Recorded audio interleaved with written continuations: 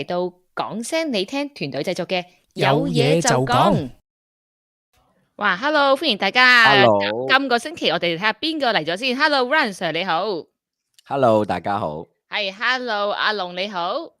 係，大家好。係 Hello，阿星你好。係，hello，大家好。Hello，同埋我隔離呢位師兄 Hello。係，Alice 你好。係，咁我哋喺開始之前亦都係俾大家聽下嘅1分鐘劇場先啦，唔該，師兄。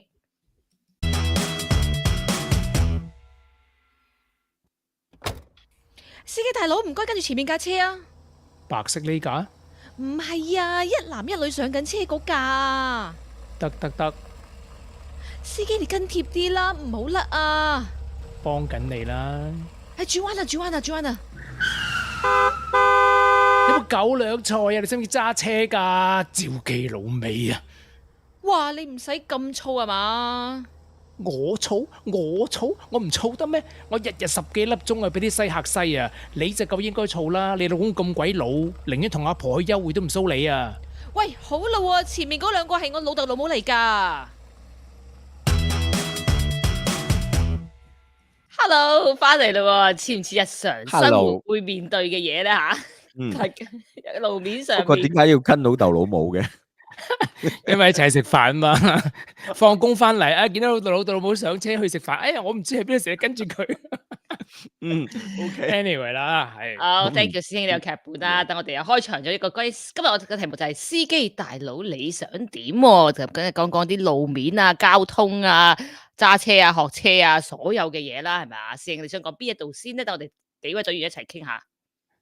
其實咧，我覺得最有趣嘅就通常都係呢個路狂症啦。咁咩叫路狂症咧？就係即係我哋英文好多時候叫road rage 啊，就係話你揸車嘅時候因為某啲原因，俾人哋 cut lane 又好，俾人哋boot 又好，或者前面個人揸得慢、揸得快，諸如此類各樣嘅因素之下咧，咁咪令到你好嬲，你嬲嘅時候咧就完全不受控制，於是你又可能會響安啊，又會俾手指啊，又俾腳趾啊咁樣，諸如此類好多唔同嘅 gesture 出嚟。咁就我想講下呢樣嘢就點解個人會咁樣嘅咧？其實真係好奇怪，因為咧陣間你哋可以講下你哋嘅經驗啦。我覺得咧就係一般人咧，其實個人嘅性格唔係咁㗎。本來咧你唔喺個車裏邊咧，你可能係一個彬彬有禮嘅人。譬如你排隊買咖啡嘅時候咧，即係前邊又好，後邊又好，有人撞下你啊，唔覺意啊，咁你係冇嘢噶嘛，甚至可能會我幫人哋開道門咁樣。你係一個彬彬有禮嘅人。但係咧，將你等咗喺個車裏邊咧，閂埋道門咧，你外邊有個殼咧。somehow你就會將你自己嘅真我又好，唔知點解又好似變咗另一個人咁。我唔知你哋有冇咁嘅感覺咧？就會個人燥咗啊，自己喺個車裏面講粗口啊，鬧人啊咁。但係你開咗道門出咗外邊，你又唔係咁嘅喎。點解有咁奇怪嘅現象出現？你呢個係咪一個病症啊？定抑或係一般人都係咁樣？其實你哋自己有冇啲咁嘅 experience 其實？我冇噶喎，但係又覺得路面啲人揸車有時真係又好似好黐線噶，揸到真係又係。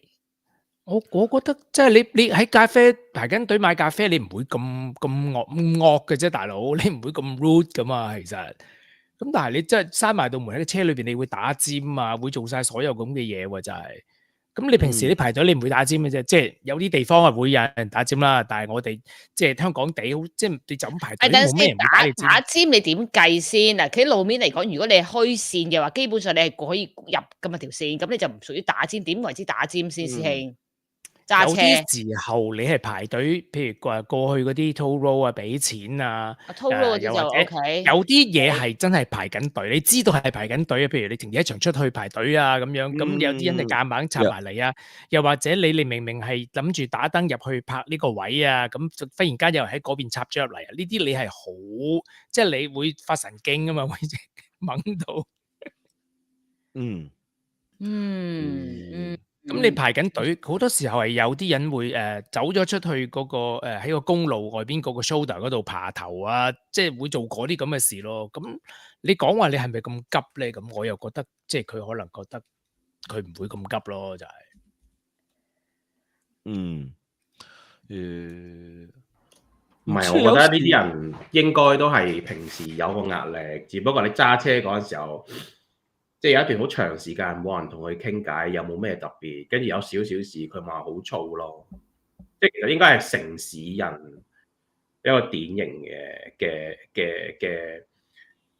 一個典型嘅情況。總之你平時就好多嘢做，跟住你翻工又係揸車，跟住揸車上有少少嘢唔順。咁你會覺得呢啲人係即係揸車職業嘅駕駛嘅司機有呢啲毛病多啲啊，定抑或係久唔久翻工，即係趕住翻工好猛嘅人多啲咧？其實咁一定職業會多啲嘅，我覺得，日日都要會唔會啊？唔知啊，你問我咩？呢啲又係好個人經驗咯，我自己嘅駕駛經驗嚟計啦。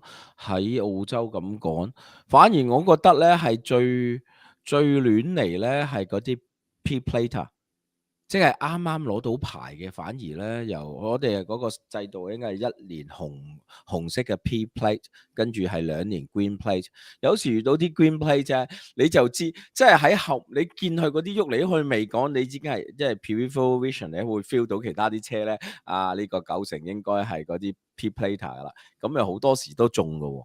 係真係比較亂嚟啊，亂咁 cut 線，你可以嘣一先由最快線 cut 到過去最慢線，跟住又 cut 翻過去最快線。佢個 end up 你覺得佢喺你附近嘅啫，冇乜點變。我係好 consistent 揸住一條線咁計咧，但係嗰啲會即係我覺得反而即係我遇到覺得最亂嚟嗰啲揸車嗰啲咧，係喺呢個第2、第3年時間，你意思即係話係 category 喺呢個 category 裏面咧，好多時咧仲係冇任何嗰個性別嘅歧視啊，不過好多時睇到呢類都係即係有啦，男性嚟嘅，真係有歧視啦，歧視啦，你當唔係嗰啲 green plate 嗰啲係男性。曾經係有人講過嗰啲統計數字，即係路面多男性揸車係危險啲嘅。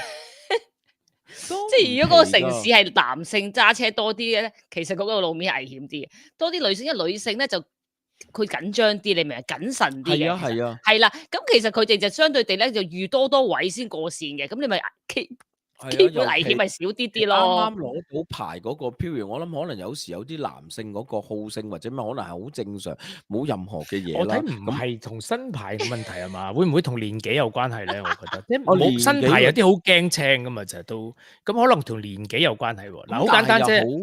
好多時咧，例如好似當喺澳洲咁計咧，好多時新牌亦都個年紀比較輕，咁事實上佢哋你16、17歲、17歲咁開始18歲通常會攞到牌咧 ，green plate 好多時係18歲咁樣咧，咁18歲嘅男性喺冇住架車咧，其實係有時因為實際上根據嗰個統計咧，出事率都係高嘅喺呢個 case。係啊，所以咧喺美國咧，我想講美國補充一句啊，25歲之前嘅男士嗰個車嘅保險係特別貴，我就係想講呢樣嘢。係啊，25歲以上男士係零隻，唔係25歲以下 ，sorry。所以25歲以下嘅男士係貴啲嘅。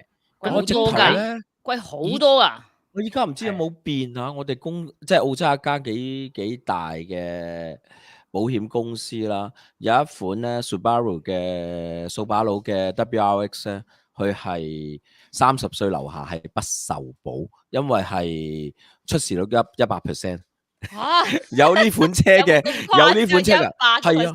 咁你嘅車係跑款嘛？就係跑款又俾佢30歲男士嗰個2個 category 一撞一點講一 match 一齊咧，跟住就係就出事好老實。佢出事嘅即係 high 到少少都叫出事係咪？即係嗰個車係啊，即係啊 claim 嘅要賠啦。出事嘅意思係 claim 嗰個比例係100%咯。係啊，聽保險100%。譬如我應該好多年之前嗰個 figure， 依家我冇特別再跟翻睇下點樣。咁你講保險嚟講，其實有呢一個 good driver rate 啊，即係譬如好學生咧係會平啲噶嘛。咁即係證明好學生咧就少啲去飛車咯，就係咁簡單。咩話？點好學生啊？我唔係好明。講多次係衰啊，師兄。有呢一個叫做即係 good student rate 嘅。即係話你如果 prove 你係一個 good student 嘅話咧，咁佢保險公司就會覺得你出意外嘅機會係比較少啲，即係尤其係學生年紀，即係25歲以下啦。咁你出事嘅機會就會少啲嘅。咁所以以前係有，即係喺啲學校 college 考試成績高啊。冇錯，係啦，你嘅 transcript 咯。咁即係可能 B average 以上嘅，咁樣佢就會話呢個係一個 good student，咁你出事率就會比較高啲，就會俾一個 discount 俾你嘅。低啲，出事率低啲，出事率低啲 sorry，係啦高啲。但係而家好似冇呢樣嘢啦，已經即係我好似唔諗即係有係幾合法。時因為又睇翻有啲讀書好叻嘅，讀書好叻嘅後生仔可以揸車好亂嚟嘅，就即係咁樣呢個唔係男性嘅嗰我所所以我發現知道最近新咧， related，其實我知有啲嘢係可以裝喺嗰個軚盤嗰度嘅喎，裝喺個軚盤度咧去 mon 住你，即係由佢新嗰啲 P 牌啊，俾佢裝住 mon 住佢揸車嗰個 practice 咧，頭嗰半年一年可以俾 discount 佢慢慢即係邊個要循序漸進 go over 你嗰啲錄影啊，大佬？唔係錄影，唔係錄影，攞命啊唔係錄影，唔係錄影嚟㗎，係有嚿嘢裝喺嗰個軚盤度啊，等佢嗰度可以 mon 下佢嘅速度啊，話佢會唔會成日都突然間煞掣好大力嗰種，你明唔明啊？即係多唔多呢啲頻率啊？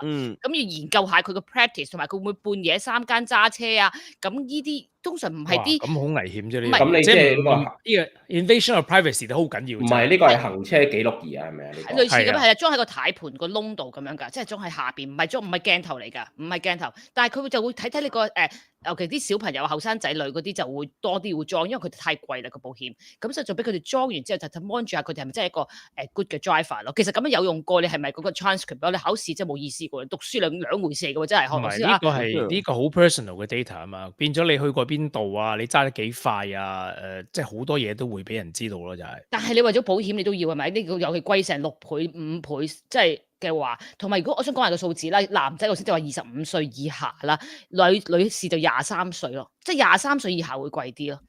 咁其實係咪即係因為係咪真係女士揸車比較小心呢樣嘢？會嘅，大家有冇咁嘅感覺？我覺得嚇，即係我自己，即係我覺得係，因為男士嗰個我唔知啊，即係唔知我呢個唔係有咩科學根據，但係咧我聽過睇書講，男士對於個 CD 咧係叻啲嘅，即是佢嗰個距離感咧，其實係好過女仔啲啲嘅，唔知點樣嚇，咁所以女仔會預多少少位先會過車啊、泊車啊咁樣樣，咁咪會撞機會咪少啲咯？男仔覺得唔係夠位喎，夠位喎，過或者乜嘢，咁佢咪容易揩到咯。我諗咁係性格會唔會嘅關係㗎。我呢咩 adrenaline 嘅問題呢樣嘢係啦，係啊，唔係啊，係咪後生嘅時候男仔一坐上架車咧，以為自己揸緊 F1 啊，成日都想過。Hamilton 上身即刻即係咧嗰種原始嘅獸性啊！見到隔離嗰個過係咯，頂咁即係樣有個係咯，就係 adrenaline 咧，就係我覺得就係有係啊呢一個 adrenaline rush，就係覺得要揸快車啊，賽車咁樣啊咁。咁咁啊，係有啲係好相對奇冇呢啲嘢。怪嘅。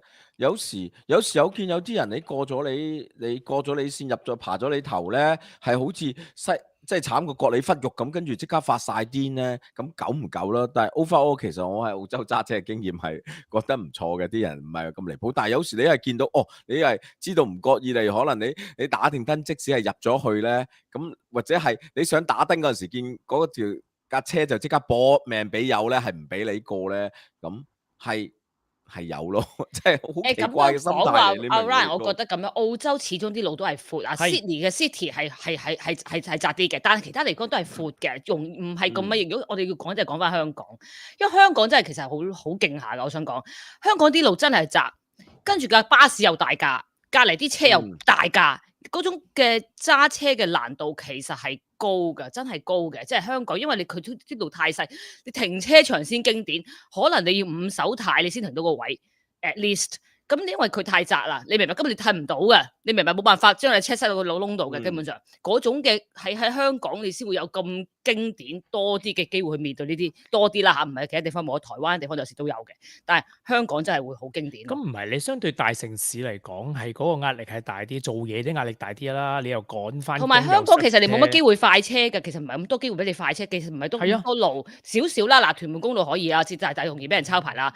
有啲路係有機會啦，咩吐露港啊，有啲係可以快到，但係你真係都好容易俾人抄牌啊！講真，因為即係好容易就俾人及到㗎啦，即係抄牌都。我真係試過香港攞個speed 超速嘅俾人抄牌啊！我有經驗啊，所以我話俾大家聽，香港要俾人捉。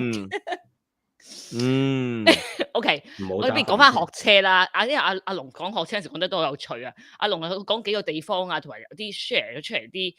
阿龍，你邊度有冇邊度學過車？我想講下你講學車。我係喺德國學車嘅。啊，德國學車係咪好難啊？我見到你 share 出嚟話德國學車唔容易喎。其實香港都唔容易㗎，我想講。唔係對比嚟講，香港係易嘅，唔係香港係容易嘅，即係德國係算難嘅係嘛？咁多個全球入面叫做比較難嘅一個地方，同日本都係一樣難咯。因為我哋就冇咁多，即係我知道而家好多咧，例如台灣啊、中國內地咧，佢哋有好多方法去例如新科技咧，佢特登去 design 一架車，咁去俾佢可能學泊車啊、L 字形入位啊、攝落去嗰啲泊車，就我唔記得叫咩名啦。但係我學車嗰陣時候咧，其實呢啲嘢我哋都試過。但係我哋係冇咁多 technology 咯，即係總之就係個教練話啊，你是但走條街揾下有冇一啲咁樣嘅 situation 啦。咁我哋可能呢個 area 冇哦，咁啊你去下一個 area 揾到有，你做完你先好走啦。跟住我哋啲嘢，同埋我係第二堂我就想真係出路㗎啦。我係第一堂學呢一個。咁學幾耐啊？學幾長時間啊？要話要我唔 exactly 記得嗰個時數，即係我係學比 maximum 我諗多比 minimum 多可能多10% 到，跟住走去考一 take pass 咯，跟住就咁好啊，10零個鐘得㗎啦，唔係比 minimum 多10%，大概係嗰個 range，即係佢有個 minimum 嘅，例如佢夜晚揸高速公路揸，即係我係有 meet 到個 minimum，因為你 meet 到個 minimum 你先可以考試啊嘛。咁我記得我之後再大概 practice 多10%嘅時間，跟住我先去考嘅。咁都好犀利㗎啦，其實因為大約係幾多啊？幾個鐘係咪？德國需求嗰個我要睇翻，因為喺澳洲就係依家新南威爾斯省係120個鐘。哇，好多啊！真係120個鐘好多個。即係我想同你講咯，喺美國係冇咯，邊有 minimum？有，師兄有唔同州有嘅，有啲有40。16歲就可能係要嘅。有啲有40 hours 嘅 search 下你個州啊，有㗎，每個州都有個 hours 㗎。因為我哋係需要寫 logbook 㗎，咁跟住啲人當然係澳洲有 logbook㗎，但係美國係冇 logbook 嘅，係冇嘅。我哋有 logbook 嘅，咁通常啲人亦都會 check 咯，咁有啲叻嗰啲學生咪作得好啲咯，咁樣講。120 hours 真係好多喎，阿 Ryan Sir，因為120 hours 我哋需要120個鐘啊，咁好多，所以啲人都係作咯，即係我諗 in reality，我相信係好多足120個鐘啊，唔多。唔係因為我之前好似唔使120個鐘咁多嘅，我喺澳洲考。你係邊個省啊 ？New South Wales 定係？我都係啊，都係 New South Wales。依家係要嘅喎。因為我啱高科我兩個仔女，我嗰時考咗10年前啦，10幾年前添。OK， 我嗰陣時可能唔使，我攞牌嗰陣時好似好求其。嗰陣時咧個車牌，嗰個車牌係紙噶嘛，係紙噶，真係一張紙冇相，乜都冇噶，接埋咧half A4 size 咁上下啦。嗰啲澳洲車牌就係咁噶啦。我已經係一張即係好似 credit card 咁嘅嘢。我知道，唔係大家有距離嘅，我哋個年紀我講。咁即係真係講開學車啦，即係都要講下我自己咧。即係我覺得，因為我覺得我自己都有趣，因為喺唔同地方，因為要住一段時間啦，跟住又唔可以換到個牌嘅時候，我真係喺3個唔同嘅地方考過車。我想同大家講，我真係喺台灣考過車，學過車，亦都係香港考過車，學過車，同埋喺美國去考車咁樣咯。我想講，咁我就覺得可以分享到俾大家睇3個地方好唔同啊。其實台灣咧，其實我想講咧，即係分享好經典嘅台灣先。台灣咧，其實佢學車咧好大鑊噶喎，佢真係個大球場俾你學車嘅，你知唔知啊？你唔使出路面㗎，即係你基本我學嘅時候咧 before 2017年啦，因為我見到2017年佢改咗制啦，佢都要去路面去學車啦。佢淨係喺嗰個即係深刻，你覺得個球場啦，你明白？咁你就喺個圈度，好似一個運動場咁樣揸嚟揸去咁樣，就係學車嘅，你明唔明？路面好得人驚，你係唔會識出街揸車嘅。你考完個車牌，呢個真係真實嘅。咁你呢樣嘢 remind 我咧，係好以前中國大陸咧都係咁樣噶，一大班人直頭一架貨車咗。你係一個 enclosed area 學車咧嘅嗰啲經驗係近乎係完全冇用，基本上係廢嘅。你哋 share 出嚟話台灣揸學車嘅時候咧，我好有興趣睇嗰條片，台灣、日本同新加坡比較，因為我真係好深刻台灣學車嘅時候咧，佢仲要係架車咧設計到咧幫我篤4條嘢啊！你知唔知個4條嘢啊？即係喺個角度篤4條嘢啊！大佬咩？我篤4條？唔係啊！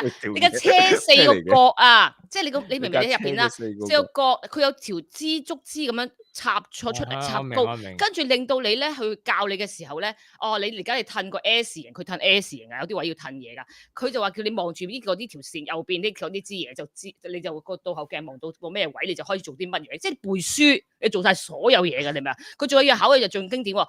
其中一個考就係話你要慢慢向前揸，慢係可能5 km/h， 即係慢過咧2 km/h 向前揸，維持到唔知10 cm 定即係唔係10 cm，維持到好短嘅距離，你就叫過一個嘅其中一個考嘅規矩，係冇用嘅。你明唔明呢件意義？即係你控制架車向直線，唔好壓線，慢一段好短嘅距離。咁你就過咗其中一樣嘢，即係好多嘢都係好搞笑。跟住你攞車牌之後，你出到街係唔識揸車噶，即係係好大鑊。你講呢個你學車。係好你會慘買一套一定要出街㗎，一定要出街。我意思話，台灣曾經喺2017年之前仲大鑊，係連路出邊都冇，佢就係俾你咁樣，筆試一定攞100分㗎啦，你明唔明啊？咁攞完100分之後，咁跟住就去路試咯喎。路試咁樣路試喎，一定100分啫。係啦，其實路試咁你之後你出街，仲要台灣，我記得同阿 Simon 傾過偈都話啦，台灣佢話佢完全唔敢揸，即係台灣太多機車嘛，係咪？太多支車啊，太多機車，你係好驚噶嘛，成個路面你明白？但係竟然啲人係咁樣考車牌喎。好啦，咁我見到阿龍 share 出嚟嗰條片，原來2017年好啲啦。佢而家咧就有啲人都要去呢個路面去考，咁就好啲。但係我覺得佢真係同其他好多地方比係不足噶。好啦，咁跟住真係再去要香港啦，我要揸車啦。咁喺香港嘅時候咧，我係覺得完全台灣車牌冇用噶。我想講，因為我係覺得自己因為又左右唔同啦，係咪？即係個位又唔同啦，係咪？左右大盤噶嘛，咁我就真係重新俾錢去學過，你就知道幾冇用啊！你明唔明個台灣車牌？我係喺台灣揸成年幾2年車噶咯，係覺得冇用啦。我係翻嚟香港學過。邊個冇用先？個車牌啊，我又冇用啦。我拿住個牌喺台灣揸完車，我唔覺得自己係，我唔覺得自己喺香港識揸車啦。你明唔明啊？咁所以我真係自己再去學過，俾錢去學過，跟呢啲駕駛學校啦，唔係駕駛學院啦，我唔係跟香港駕駛學院，我跟駕駛學校再去學過，咁啊好啲。我覺得香港真係嚴格啲，起碼佢喺路面咧，我喺港島區考嘅，即係嗰個跑馬地嗰個位置啊，係跑馬地嗰個位置轉嘅喺嗰度考。咁你真係喺路面不停要面對紅燈綠燈，有人行過馬路呢啲咁嘅感覺啦嚇，咁係有。如果你叫我比較香港同台灣，即係已經好好多㗎啦。即係考完你覺得自己就哇掂啦，咁跟住我真係就係因為香港車牌係可以令自己去攞國際駕駛執照，周圍揸啦。即係我自己真係揸好地方，即係坦白講，西班牙啊、英國啊、澳洲啊，全部我都夠膽揸。所以我可以同大家講，其實香港雖然你哋話 compare 可能德國更加勁啊、嚴格啲啦，但係香港嗰個攞到個牌咧，其實如果你真係攞完之後揸車咧，你係夠膽喺世界各地揸車㗎。呢個唔緊要，你有台灣墊底，係啦，即係我想講俾你睇呢個感覺，所以就係我覺得香港嗰個唔差嘅，即係考嗰個，又唔係好多香港人考唔到一剔考到嘅，因為覺得其實係好多香港人係難考嘅。我其實見到身邊朋友即係有啲都考咗成5次都未考到咯。唔係容易嘅香港嘅角度，因為香港始終多車嚇，真係真心講，你好容易路面一啲突發嘅狀況，突然間唔知邊條有架車彈出嚟，你就可能一緊張考嘅時候，你就會肥啦，即刻肥再考過。即係喺香港可能即係唔係一定需要揸車啦，比較呢啲大城市唔係需要揸車，所以你考牌係比較難啲嘅，而且你路少人多，咁車又多，咁梗係唔想你攞牌啦。咁但係喺相對嚟講喺美國咧係我睇真係好容易。又睇州嗱，師兄，我已經根據研究過喺50個州裏邊咧係有排行榜㗎嚇。你嗰個 California 屬於容易啊，師兄。但係咧，我啲排行榜咧 ，New York 嗰啲啊，Massachusetts 啊，嗰啲都係排頭3名，係難考嘅。個合格率得50% 㗎咋，都係啊，大城市啊嘛。哇，好高啊，50。我知係啦，咁美國係好需要揸車㗎，龍你要知道，唔揸車好大，所以你俾人合格。大家都知道嘅好多時，係啊，但係都50都唔高㗎啦，有地方仲高。即係你喺加州一家人4個咁先講咧，你每一個人呢個喺呢邊翻學，嗰個喺嗰邊翻學，呢個呢度翻工，嗰個嗰度翻工，每人都揸成個鐘頭，咁嘅時候你點可以唔俾人揸車啫？冇可能嘅呢樣嘢。係，所以佢即係你 carpool 2個人一架車啊，都已經話獎勵你嚟行呢條 link，OK，high occupancy，你可以行呢條 link，因為你2個人佢已經覺得你有着數啦已經。咁所以係冇辦法，你唔可以唔俾人揸車咯。所以係好苦碌，我俾你聽喺呢邊考牌係好苦碌嘅。咁基本上你即係可能你老豆啊、媽啊、朋友啊，甚至譬如有啲人少啲嘅州咧，你真係可能老豆啊，甚至老豆未教你啊，你就可能已經即係揸大膽車出去啊。嗱，我解呢度嗰度釋下先，師兄。嗱咁樣講，喺美國呢個咁大嘅地方咧，啲小朋友講小朋友真係小朋友啊，小朋友講緊幾歲，佢哋已經開始揸啲咩咧？鏟草車啊！好多車嘅即係明唔明啊？即係佢啲開始駕駛呢啲架嘢，即係駕駛啲機械嘅嘢，鏟下草啊，好大架嘢。咁佢哋由細個已經有呢個咁嘅機械。我哋坐上去㗎，你哋嗰啲鏟可以草㗎，係啊好多都可以鏟草車有冇啊可以坐上去。 OK 咁變咗小朋友已經好大，哦咁可能可能有啲可能如果父母打 golf，佢細個已經揸 golf cart 㗎啦，你明唔明喺個？咁佢有咁嘅機械性嘅操作，由細個已經有咁嘅感覺，所以佢到佢16歲嘅時候，佢好容易駕馭架車。如尤其嗰啲州唔係城市嘅話。而且男仔可能年輕嘅時候嗰個即係 big motor skills 係會比較好啲咯，即係係 hand-eye coordination 啊，各樣嘢都可能會比較好啲啦。尤其譬如你打波啊、做運動啊、做其他嘢操作其他嘢嘅時候，做多嘅時候咧，咁係會比較容易啲咯。咁所以喺美國考牌係好容易嘅，我話俾你聽。而咧就係因為呢個原因，所以咧好多人考咗牌之後咧，其實係唔識揸車嘅，即係我意思係揸得好差嗰隻。即係路試又可能揾人去考啊！即係我識好多人係即係路試居然唔係自己考嘅。咁你知即係外國即係美國人得嘅好多嘢咩？喂，好求其嗱嘅啫。你呢個州唔掂喎，我哋個州好唔係你個州，唔嚴謹係，我而家講緊美國啊，我唔好講話咩州先。 OK，即係因為你去考牌咧，你冇一個 driver's license 啦，你去考牌即係冇證件啦，你即係冇一個其他嘅證件。咁你去考牌，喂，美國人唔係人哋有 passport 噶嘛？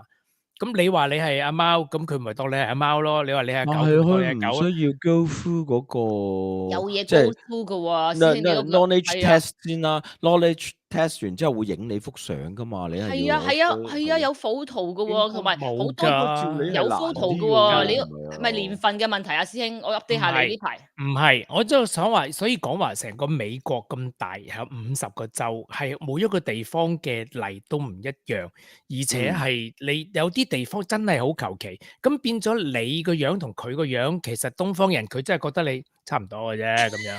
咁有啲就會你可以俾人哋幫人哋考咗咯，就係呢個我真係唔知咁好㗎。你諗下你連我明大學考係其實試都可以俾佢人哋哋係分考啦。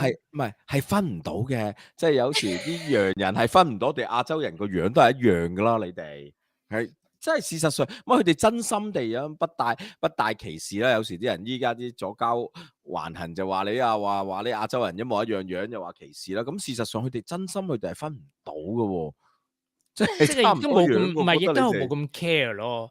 咁變咗好多人揸車，其實係真係唔識揸車㗎。揸車唔識揸車，真係有聽過好多，真係好多人驚嘅，真係有嘅呢個。喂啊，歡迎啊！我見阿 Stephen 嚟咗添喎，Hello Stephen。Stephen 你好啊，係。係啱啊，Stephen 一陣入嚟咧。Hello 大家好。下半場要講下的士司機同埋小巴司機同埋 Uber 司機，真係啱啱好啊！佢嚟到呢個時間。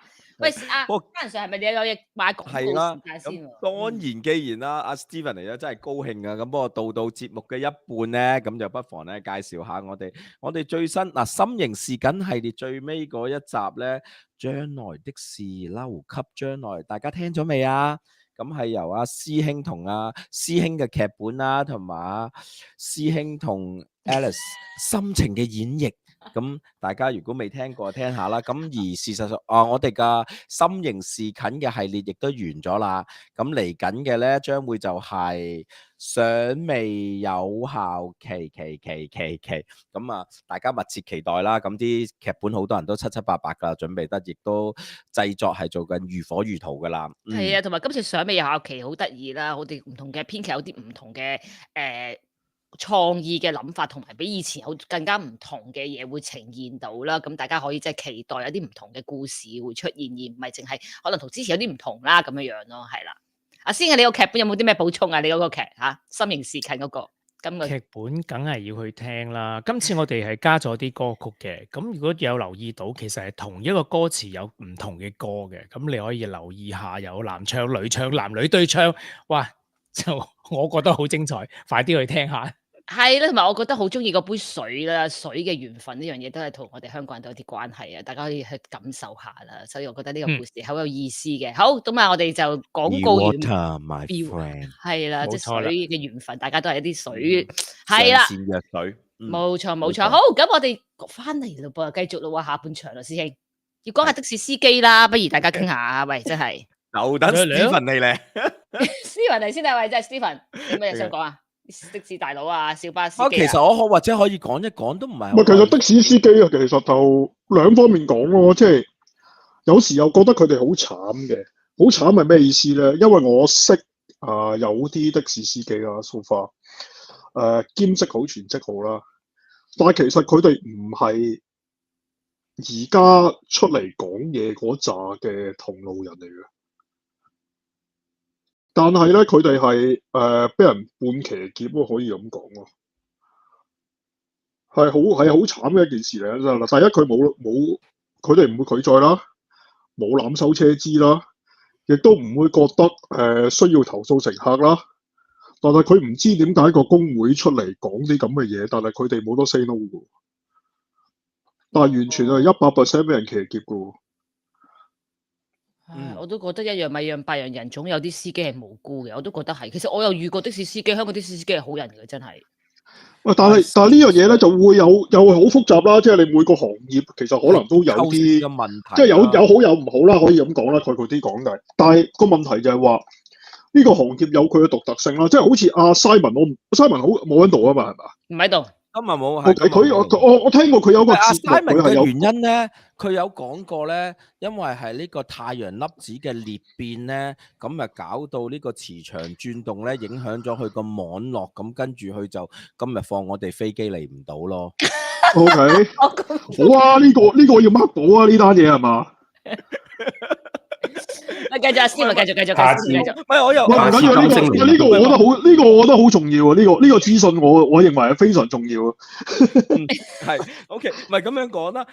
咁講翻咧，我睇到咧有啲嘢特別要講咧，係我哋嘅忠實支持我哋嘅聽眾Rosanna嚟咗咧，係上2個星期師兄講你好似一直都讀錯人哋個名，咁我哋抱歉咁樣，原來應該冇讀錯咯，Rosanna 唔係 Rosanna 嚇。係 ，Hello Rosanna你好。好，繼續。sorry 打斷晒。講 tips 啊嘛，唔好意思，不如岔開個話題先。大家知唔知要入油咧？大家有機會揸車都知道入油啦。點入油有啲 tips 喎，知唔知啊？你有冇聽過啊？不如係入油，你講緊個油箱喺邊？唔係啊，係講入油嘅時間。大家知唔知一日早午晚最佳入油時間係咩？哦，係啊。你係咪想講朝頭早啊？點解願聞其詳 OK， 就係 before 中午之前。咁啊，如果可以嘅話，就即係如果你哋入油就 before 中午之前，早上入啦。anyway， 即係因為等嗰個油站唔好咁熱啊，太熱啲油入落你嘅車度冇咁好咯。咁如果你哋得嘅就做入早上入油咯，可以嘅話。其實第一個啦，俾埋2個 tips 大家好重要啊。第二個 tips 就係咧，如果你見到個大油車喺前邊咧，準備入油站啦嚇，你入嘅咁就唔好入住啦，你第二個油站啦。冇錯。係啦，因為佢好多沉澱物喺架車油站嗰個油嗰個咁咧，咁等佢沉下先啊！你明白？即係佢入完落你度咧，其實好多沉澱物，咁你無謂即刻入咗你架車入邊。其實唔係沉澱物嘅問題，佢 stir up 咗啲嘢嘅時候咧，變咗你入嗰啲油咧係稀咗嘅，其實。哦，OK，稀咗添。即係你係啦，實質上嚟講，你入少咗油，其實淨係佢啱。如果佢入油泵油落去嘅話咧，即係啲油車泵油落去嘅話，你喺嗰個時間入係最差嘅。咁所以係啦，你仲有第3個 tips， 最後一個 tips 啊，就係如果你哋可以嘅話啦，我都唔係能夠完全有時做到晒，就你哋個油箱係一半嘅時候入油咯，唔好去到個底咯，唔好去到最。呢樣嘢實在太難啦。係咯，我都覺得難啊，我就覺得因為難，大家都認同，唔係即係好無謂咯。係啊，好忙，真係一半就要入油，即係我都覺得咁樣真係好忙，我同意。唔係㗎，有啲人好 paranoid 嘅，即係得閒無事就走去入油，即係冇半缸油去入咁樣，喂你嘥好多時候，即係去入啲油啦。anyway 啦，呢3個都係啲唔係咁樣講又係啦，揸車嘅公司個建議嘅，即係其實係一啲汽車嘅公司，因為我最近啱啱去換咗 Snow Tire 咁傾開偈，佢就俾啲 tips。係咯，佢啲油嘅公司就係提議你咯，就係啲油都入啊。即係車行嚟嘅，咁佢建議我，咁我覺得我都係 share 俾大家聽下啫。明解嘅。誒，我順便講一句，車口嘅建議係唔使聽嘅點解，OK？車口永遠都係揾你老襯嘅。唔係嘅，你唔好以為佢叫我車口幫你入油做嘢，佢叫我入油啫嘛嘅建議啫嘛，佢咪同我講我嘅車有啲咩換。佢一切嘅建議你都係可以酌量嘅，OK？你係完全唔需要聽嘅，全部都係揾你老好，繼襯。續講啲講司機先，講下因為提起小巴。入油咧，係我有趣，你哋嚟個油咧，會唔會有個 cycle 啲油價係高定低喺個油站？我意思嚟，可能一個 liter 你哋嗰邊用 gallon 咧係幾多？嚟好似星期一或者係到即係呢個 week 或者係有3-4日係比較平啲，跟住到可能 weekend 比較貴啊，或者咩？你哋有冇啲咁嘅 cycle 噶？冇，放假之前會貴啲，因為人放假之前都要出去。大唔大㗎個幅度？大OK。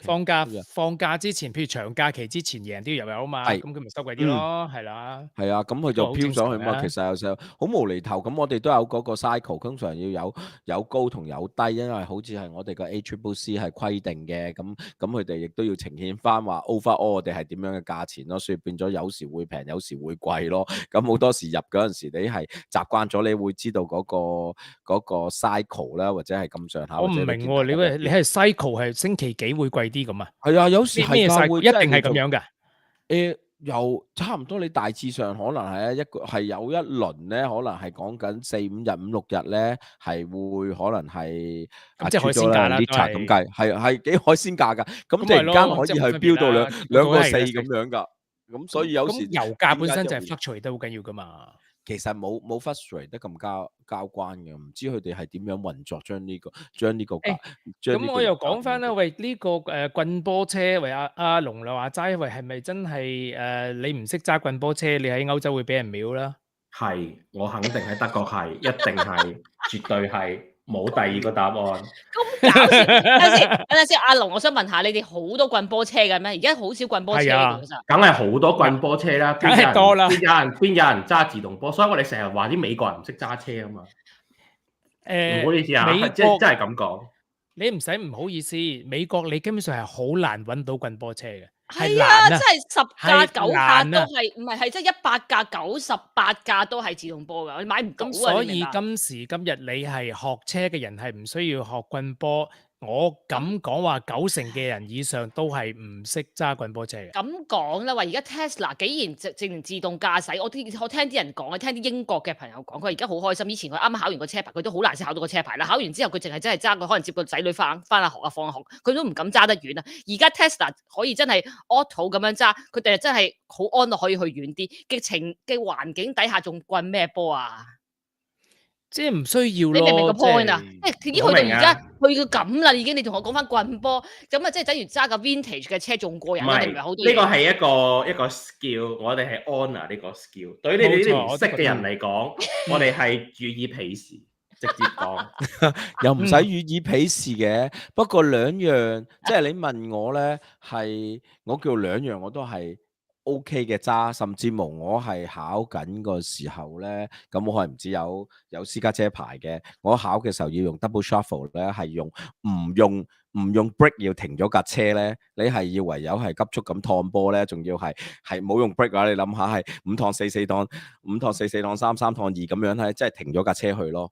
咁我係基本上我係可以 cop 到嗰個技巧嘅，即係你喺空波嗰陣時要夾硬要入油，你跟住先可以。唔係問題係乜嘢理由需要先？嗱，你而家好似車嘛阿 Rosina 話齋，係譬如話你繁忙時間咁樣，咁真係你試下 LA 揸車，大佬一係 stop and go stop and go，真係不停咁樣喺跟緊，咁你揸棍波車好明顯就辛苦啦。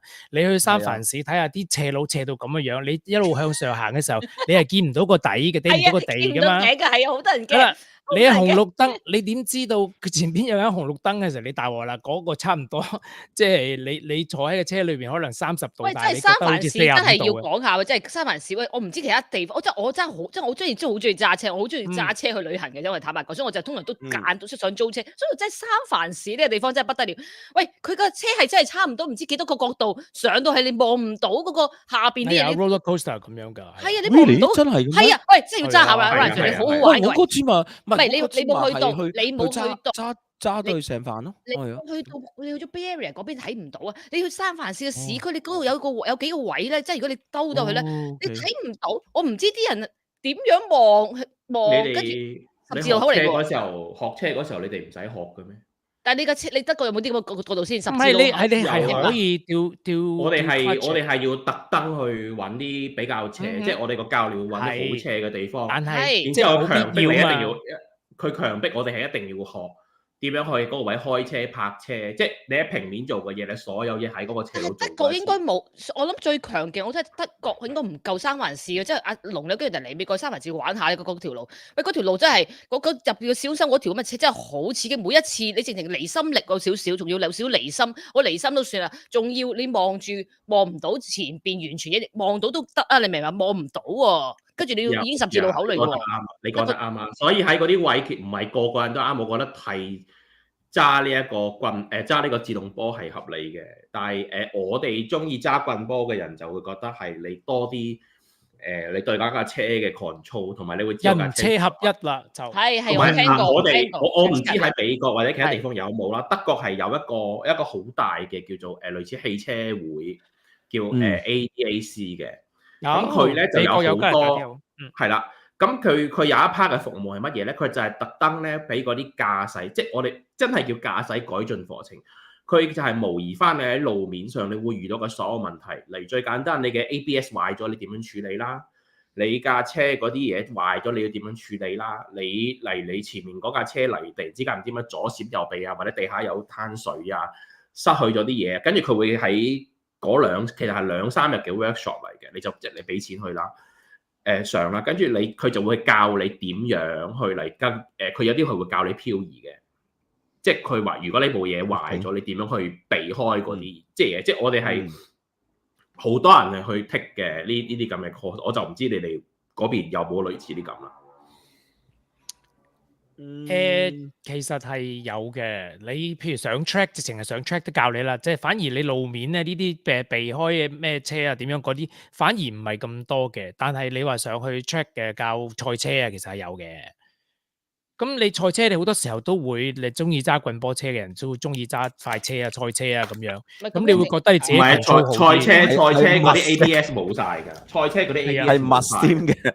唔係你講好老實嘅，如果要賽車嘅話，基本上冇可能用自動波嘅，因為而家賽車都自動波啦，咪有啲唔係啊，冇可能嘅喎。但係軚盤轉波啦嘛，已經佢哋係咪啊？你高速但係冚唪唥都係軚盤轉波啦，冇人攞到棍喺度熱。但係你有時如果你冇咗個 clutch 嚟計咧，你問我，你話如果我要入個比較急嘅彎而有需要，咁可能你係唯有可能5趟3咁樣咧，你係塞落去一個 lower gear 你先至可以鋪定架車，跟住你一過咗個彎，你鬆翻，你即刻可以飆翻高速上去喎。即係如果要揸得快嘅話，你只有棍波你先至可以做到咁效果。你唔明白呢個問題啊 ，Ryan Sir， 棍波唔係一定要有 clutch 噶嘛，有 electronic clutch 噶嘛。你BMW SMG 係可以就咁轉咁唔使，係棍波嚟嘅喎。佢個底盤係真係棍波車嚟嘅喎，但係佢係唔需要踩 clutch 噶嘛。哦，咁唔知啦。咁你覺得話你覺得講賽車？係你變咗講車添真係，唉。不如講下 hybrid 添啦，我想了解下，不如你哋有冇了解下啲 hybrid 嘅車，即係半電半有啲得好唔好咧？俾講下車。係可以㗎。阿龍點睇？好唔好啊？我哋呢邊有 high 槽盡嘅喎。我聽過啦，師兄用過。即係我身處呢個州係 exactly 有啲車係純 high 槽盡，亦都有多 high 槽。因為我哋喺呢邊，我記得係佢因為係個工業嘅問題，就係我呢度附近有好多工廠，咁好多 high 槽盡 as a byproduct 就生產咗出嚟。咁所以啲人咧就即係啲人就諗點樣用啲 high 槽盡。咁其中一個方法就攞去整車。咁我哋唔係我呢個附近嘅 area 啦，就係遠少少有個地方嘅所有嘅嗰啲公共巴士，全部都係入 high 槽盡嘅，而嗰度亦都有 high 槽盡嘅嗰啲嘢。咁亦都有啲車係學你話齋係一半咯，即係 high 槽盡可能再有。因為係啊，因為我好似 Toyota 係 back 咗喺 high 槽盡嗰度噶嘛。係有啲係過一架電 high 槽盡，但係 Toyota 係 back 咗喺 high 槽盡。先玩過成架 high 槽盡嘅車，佢揸過添啊！我own 過好耐嘅，其實嘅車係 high 槽盡。但係主要係佢喺美國甚至係加州呢啲地方係嗰個 infrastructure 唔夠啊，所以佢係唔係咁流行咯。咁變咗佢冇嘅時候咧，就要成日都要排隊去入啊，要等啊，又或者你去到嗰度冇得入啊，所以有嗰時要半夜3更先去入啊咁樣。咁同埋佢有一個問題就係因為你泵 hydrogen 嘅時候咧，你嗰、個pump 係會好凍嘅，係會 frozen 嘅，結咗冰嘅。咁有啲時候佢 engage 咗而結咗冰之後咧，咁你拉唔翻開啦，咁要等好耐，等佢 defrost 翻，你先至可以掹翻出嚟。咁呢啲係有啲 technical 嘅 issues，佢要慢慢 resolve 到啦。咁但係始終喺加州係試用嘅，咁所以都唔係好流行。而你出咗外邊咧，你係入唔到嘅。咁變咗，所以咧就係你只可以喺呢一個州用，而唔可以出第二個州度嘅。咁所以佢譬如話嗰陣時 Toyota 咧就會話就係如果你出第二個州咧，我就俾個 loaner 你咁樣，咁你可以即係佢 dealer 有啲咩車你可以借俾你，咁你放假嘅時候就可以揸嗰啲車出埠啦咁樣。咁其實始終都係未推行得未幾好，但係hydrogen 係一個絕對可行嘅方法嚟嘅，因為 hydrogen 入咧其實相對嚟講係入得好快嘅，咁亦都係安全嘅，亦都係無味嘅，咁我覺得即係好好咯，我覺得。同埋如果純粹講嗰個環保嚟計咧，其實電動車係我覺得係自我感覺良好者覺得呢樣嘢環保。因為本身你講嗰個電池嗰個點樣處理咧，要用翻咁，同埋最主要叉電用電嘅話，呢個世界好似仲超過一半國家係用緊咧個煤炭發電㗎。咁呢類咁嘅嘢，呢有兩樣嘢。但係點解咧？一咧就係話電同汽油嚟講咧，你對嗰個環境，即係唔好話環境啊，即係你揸車嚟講嗰個污染係少咗嘛。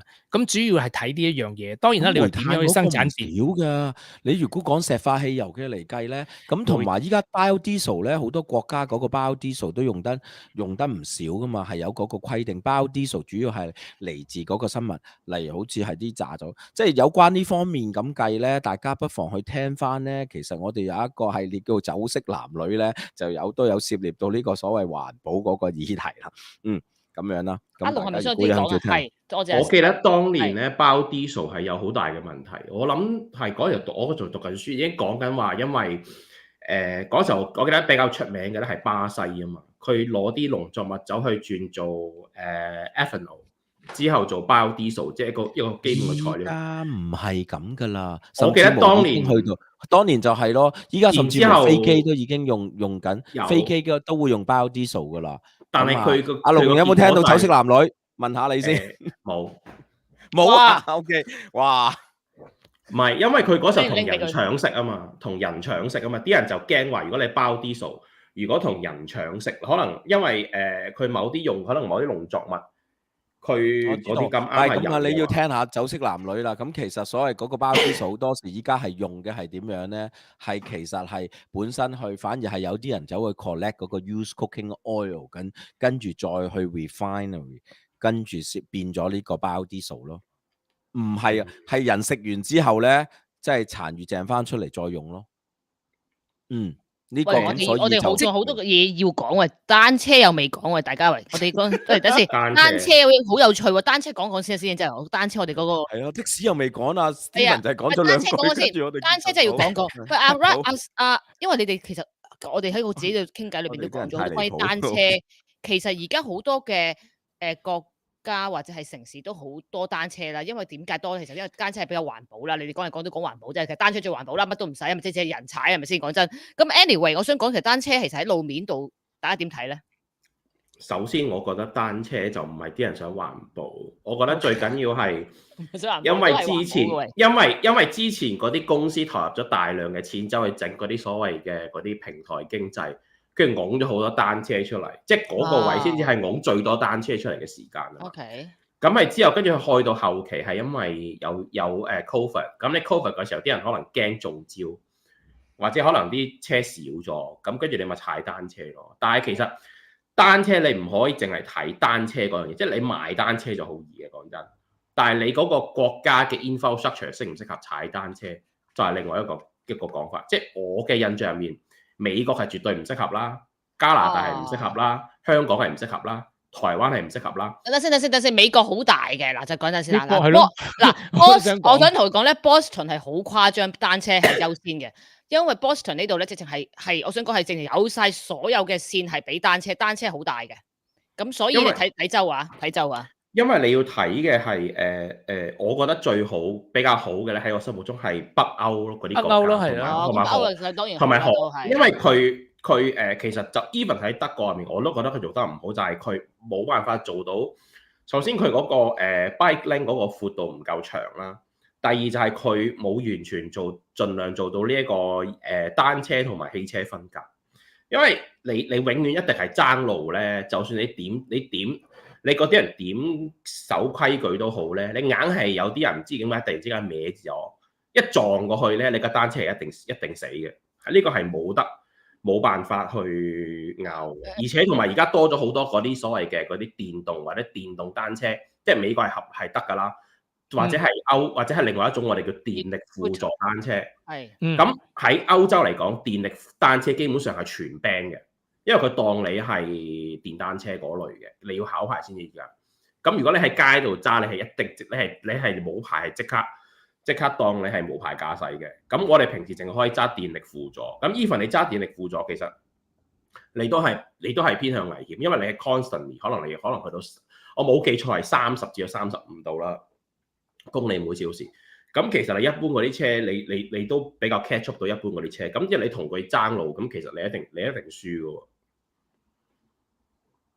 OK，咁嗱，我唔知大家其他地方嘅筆試或者點嘅情況啊，嗱，即係喺某唔同嘅州啦，喺呢度我講呢個我自己嘅州先啦。其實佢嗰個好誇張嘅喎，單車咧當人咁樣睇，你係要讓佢先喎。就算佢離譜咗唔啱，所有嘢都要係讓佢先嘅喎，佢係優先權喎。所以如果單車同車真係撞埋，一定係話車司機㗎。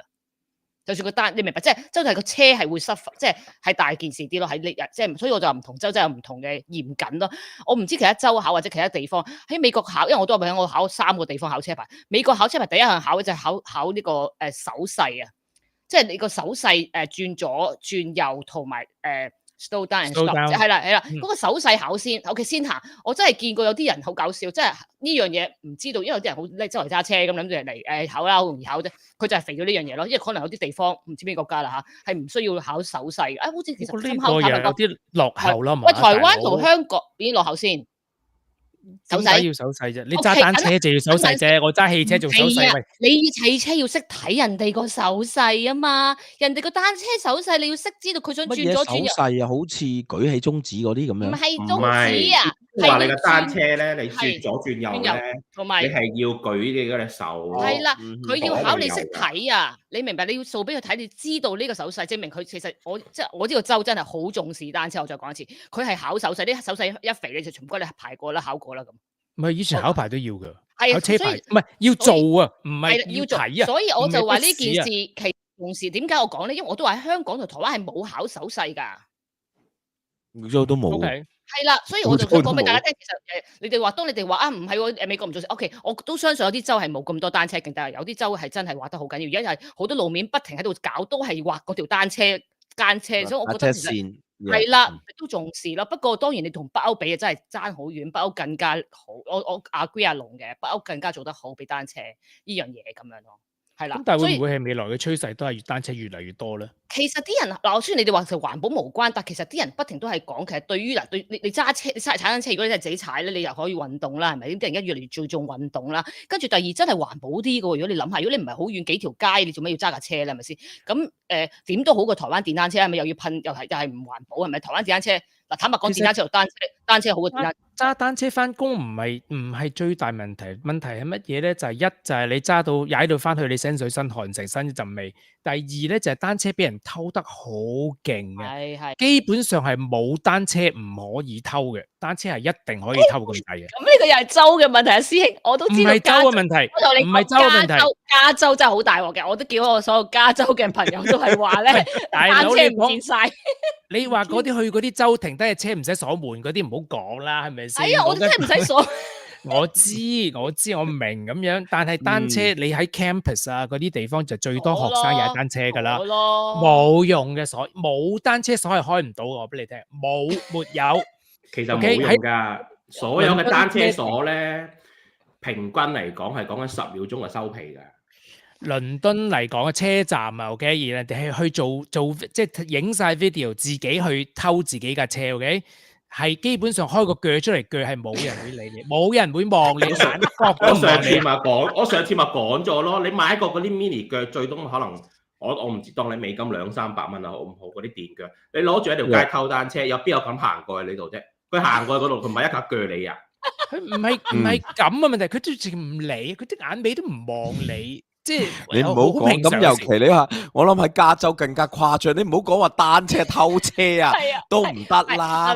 加拿大定咩？加州喺邊度？加州三藩市危險啲，好似聽聞最近都係，LA 都好啲嘅。留低條車匙俾人偷添啦，聽講。唔係，所以你嗰個 infrastructure 係要有，即係好似我哋呢啲咁嘅地方，我哋通常將啲車擺喺building啦 ，even 有啲 public 嘅地方咧，例如嗰啲單車係屬於個政府佢提供俾本地嘅，咁其實特登起咗一個箱咁樣嘅嘢，係俾你泊落去嘅。你要有嗰啲嘢先，即係佢係有一定嘅設施去輔助，而唔係你就咁隨便咁泊街。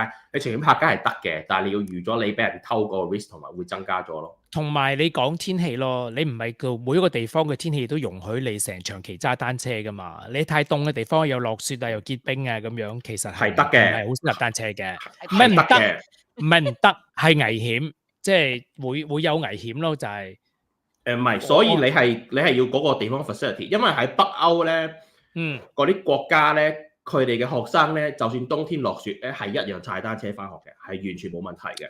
咁佢哋個 facility 做法係點？係佢哋啲人真係好咗嚟鏟雪，有人嚟掉鹽啊、撒鹽啊咩都好啦，去令佢溶雪，咁俾嗰啲細路要踩單車。即係你要有呢啲人真係去做呢啲 facility。即係其實你話係咪唔得咧？係唔係係咪可行咧？係絕對可行嘅。就睇你嗰個地區，你有冇一啲措施，即係每日去做，去確保嗰啲人都可以踩到單車。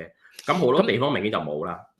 同埋你個地方個地勢，譬如話斜路多啊，嗰啲地方又唔係好適合踩單車噶嘛，所以同好多嘢有關係嘅，我覺得。係啊。阿師兄啊，我哋時間差唔多，但係未講小巴啊，我講下小巴。點解小巴要講啊？小巴真係好開心嘅啫。我覺得點解小巴要講下咧？喂，小巴咧，如果真係冇搭過，真係唔係好香港人咯。我想講。即係我好 agree 阿 Stephen share 出嚟一啲嘅關於小巴嘅嘢咯。小巴你大家有冇搭過？其實喂，我想問下。買少見少啦，而家真係。喂，點解小巴真係咧？其實好多人係唔識落車嘅，同埋你要訓練自信心嘅，你要叫落車嘅時候。你知唔知？呢樣嘢係喎，我記得即係。係啊，好得意嘅，細個真係細個係啊，小巴係好有落車，即係有落。係啦，即係落幾多好嘅，好多人你明唔明？明解嘅，跟住個司機就話：俾人鬧，早啲講啦，下一個過咗幾條街咧，係啦，下個街口有落係邊個街口啊嘛？係啊，街口有落唔該，邊個街口啊？你早又唔早啲嗌咁啊？咁啊，成件事又唔早啲嗌，下個位啦，咁即係咁好慘。早講。所以而家咧，佢有時而家啲紅 van 佢都係，即係我離開香港之前啦，佢而家有好多紅 van 咧。都係裝咗個撳鐘系統，但係其實咧就少咗啲樂趣，少咗啲對話可以俾人笑。我唔係好想要呢啲對話咯，佢唔明咯。我早佢又鬧，佢撳鐘，所以點解佢整個鐘咧？整個鐘你冇得嘈啊嘛！又唔可以話個司機又唔可以話聽唔到，個乘客又唔可以話冇講啊嘛。有得嘈㗎，佢啱啱閂門你撳鐘，咁究竟係而家開翻門俾你啊，定要話下一個？佢會話你遲撳鐘，我試過啦，我都俾人鬧過，我遲咗撳。阿星有冇最近有冇搭啊？喺香港有冇搭下小巴？而家會唔會有啲唔同咗咧？真係，但小巴真係好多有趣，太多有趣嘅嘢。搭到大喎，所以冇你嗰個講嗰啲問題喎。冇，你個紅 van 定綠 van 先？紅 van 咯，紅 van 都冇問題，紅 van 好多問題嘅喎。紅 van 我話我由細搭到大咯，唔係睇搭邊一區都有啲問題嘅，有啲唔一樣嘅，我諗到就係。同埋紅 van 你點樣上車都有問題嘅喎，即係你紅 van 係好容易上，即係應該咁講。綠 van 係要好乖一個位置先上車，但紅 van 你就算違規都有機會上到車咯，因為佢為咗賺你錢咯。違規即係相唔係紅 van 咧就易上難落，綠 van 咧就難上易落。好嗱，你紅 van 咧，你夠姜咧喺一條街喺一條雙黃線係入手咧，其實佢係夠姜 cut 兩條線，跟住之後至你嘅。冇錯，我試你喺彌敦道試唔少，係啦，但係咧你落咧就會好多爭執嘅，唔知點解個司機成日都聽唔到你話邊度有落嘅。係啦，過2-3條街口有落，又會問你街頭定街尾嘅。明明轉個彎就街口啦，轉邊個彎就街口啊？講完都係揾交嗌嘅，基本上。同埋大家有冇試過紅 van 後邊嗰兩個唔係凳嘅凳啊？即係佢有嗰啲即係僭建凳，有冇知唔知？14座位。紅 van 可以，紅 van 嗰陣時16個位可以試到，可以整到有17同第18個咯。但唔係一個係係啦，一個係最尾個逃生口出邊嗰個啦，跟住之後另外咧就司機位隔離咧，原理上係可以坐嘅。係真係好多僭建嘅嘢喺個紅 van 度，所以紅真 van 係危險啊！大佬，紅 van 文化我真係唔知全球邊有類似，即係冇乜類似嘅，真係好有趣㗎！呢個車真係，即係當年搭呢啲車真係好好玩。根本就係非物質文化遺產嚟，要保育。紅 van 司機都係，紅 van 司機其實係有趣過的士司機好多嘅。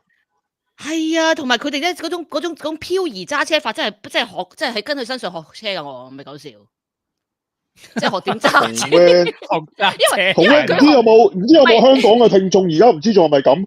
係喺觀塘去到荃灣，去荃灣有兩個一入龍翔道就 ready 嘅 set 高，跟住之後一踩100、100、200、3，跟住之後個鐘咧心臟起搏器跳到咧，好似就嚟斷氣咁樣，但係佢唔係嘅喎，真係好似係飄嘅喎，喺龍翔道。係啊，好似玩過山，即係遊樂場咁，你捉實嘅，你睇住佢啊，好刺激㗎。跟住佢知唔知而家仲係咪咁啊？幾時有？之前係咁好開心㗎。即係佢知道幾時有警察抄牌，佢唔抄牌個位就啱啱就衝完之後就煞掣咁樣，啱啱嗰度準備有人抄牌，可能有燈定，之後有人閃就撳停，跟住就再向前。哇，好玩過呢架車，好危險㗎喎。佢咪有個顯示嗰個？呢個之後㗎啦。你架車嗰個咧，咁但係啲人都大部分都做咗手腳噶喎。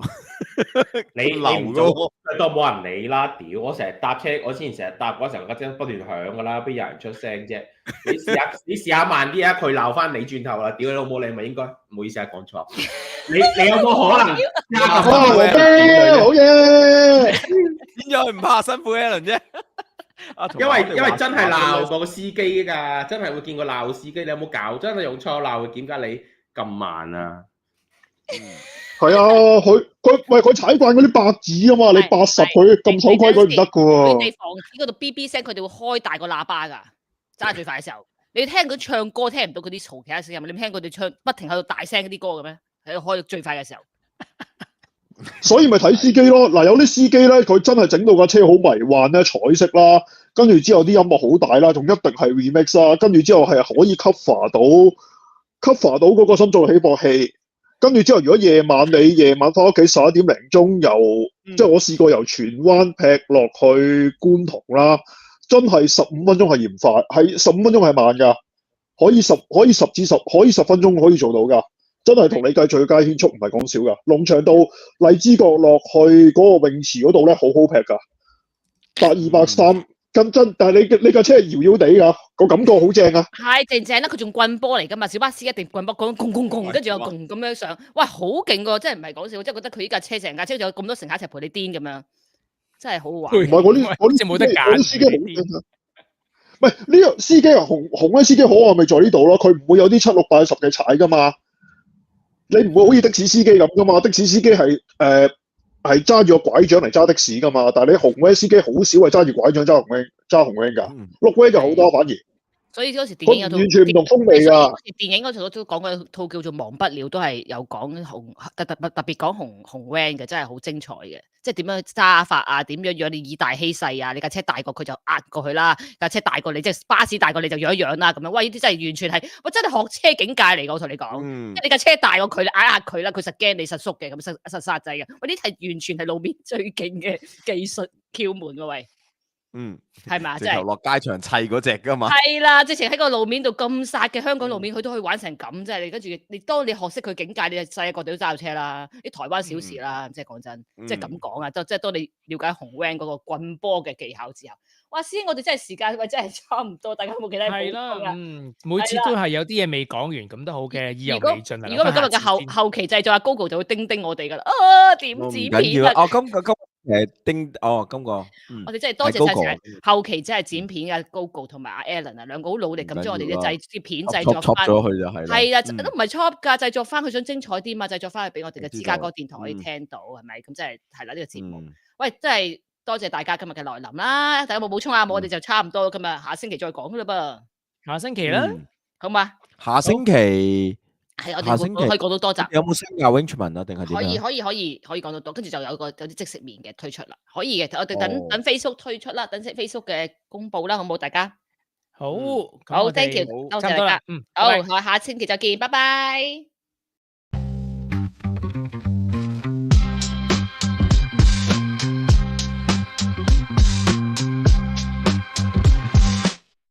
個蛋要漢堡食光，可以行街，但係唔可以行房。人生咁多約束同埋捆綁，今日要爽，有嘢就講。你唔講，佢又唔講，有時唔講淨係匿埋喺房，唔通把口，唔通淨係可以一行。我哋講東講西講男女，我對你講天講地講埋佢，香蕉同橫飛，問你點講？有嘢就講。